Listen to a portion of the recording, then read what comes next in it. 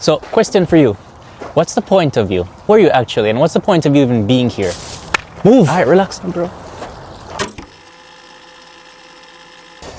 If you're a young adult, teen, or maybe parents of these people, then this video is for you.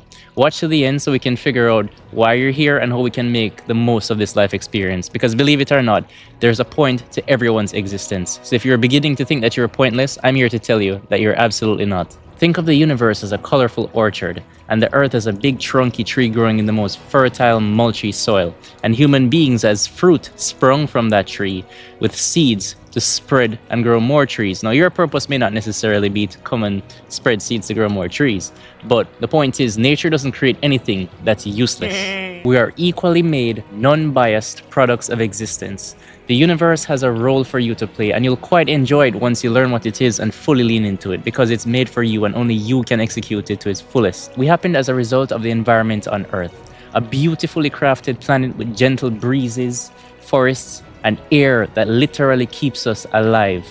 We were engineered to survive here. The Earth made us. We're simple products of nature born to serve the environment. Just like how bees are there to pollinate flowers, predators are there to prevent overpopulation in the wild, and then humans are here for sustainable development, to accelerate the development of nature in a way that coexists with the universe. That's our general purpose if you want to think about it like that. And here's the next truth.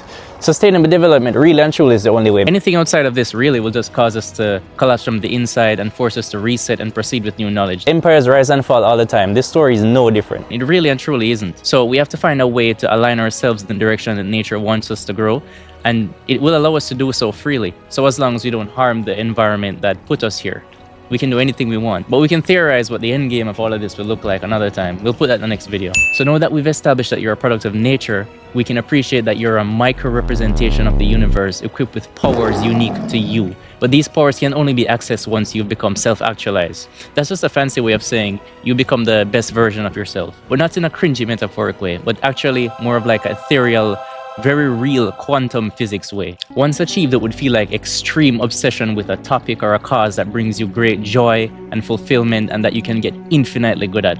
I'm not quite there yet, I'm working on it myself, but I was thinking I'd bring along as many people as I could on the journey. So how do you figure out what you're here for then? How do you figure out obsession? Well, there's a couple of things, and we're going to walk through them in this video that you have to get out of the way first before we can actually get to that point. So let's discuss Maslow's hierarchy of needs. This is basically a pyramid where once you satisfy each level, you graduate to the next level of existence until you get to the final boss of self-actualization, which is where we want to take you. Come with me if you want to. So what are the levels? So you have the physiological needs. This is like food, water, breathing. You know, if you're starving, you can't do anything else. So we got to get you fed. That's number one. Two, we talk about security. Now, this is where you have property. This is where you have family, and you're getting a little bit more secure, right? Then third, we have love and belonging and friendship and intimacy. This is where you need a partner or a sense of connection. And then the next one is self-esteem, confidence. You're winning awards, you're achieving things in life, but you're not quite happy yet. But why is that? And then you realize that you have all this freedom and you want to take things to the next level. So you become self-actualized. This is when you become spontaneous. This is when you become creative. You're so full of purpose. You want to give back. You think bigger than yourself. All of a sudden you want to cure world hunger. Maybe there was something you're really passionate about. Maybe you liked art. So you become fully immersed in the arts, right? No, you're trying to study Da Vinci, you're trying to become the next Da Vinci, and you have all this energy and you feel so locked in, so obsessed with this purpose, this newfound purpose of yours. And that is where we want to get you. That is where true fulfillment is found. That is where your superpower lies. Also, it got really cold, so I had to adjust my attire as needed, right? So we can actually compare Maslow's pyramid to the chakra centers in Hindu and Buddhist traditions, right? Now, these, for those of you who aren't familiar with this kind of thing, it's basically these energy centers in your body that when you activate them, it brings you enlightenment and happiness and all these wonderful things, right?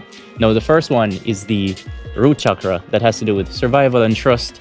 And then the next one is the sacral chakra, which is where your creativity and all your sexual energy is. And then up from that, we have the solar plexus chakra. That's my favorite one, that has to do with vitality and willpower.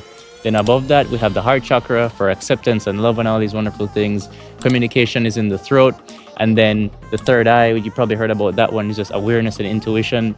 And then the crown chakra at the top is like when you activate all of them and they're all spinning and going amazingly fast, and you just have this explosion out of your brain that's, oh my God, life is amazing and I'm one with the universe, and all these wonderful realizations start pouring in. So the only ones not really covered by Maslow's pyramid are communication chakra and the third eye, the intuition awareness chakra. But those are really gaps, I feel like, that every human being has to master to really be able to communicate with people, to be able to understand them, to be able to relate to everybody else. But outside of those two, if you can really get yourself in a secure position, get yourself fed, get yourself, feeling loving, get yourself around people who care about you, then it really solves a lot of your problems and opens up your mind for free thinking and self-exploration.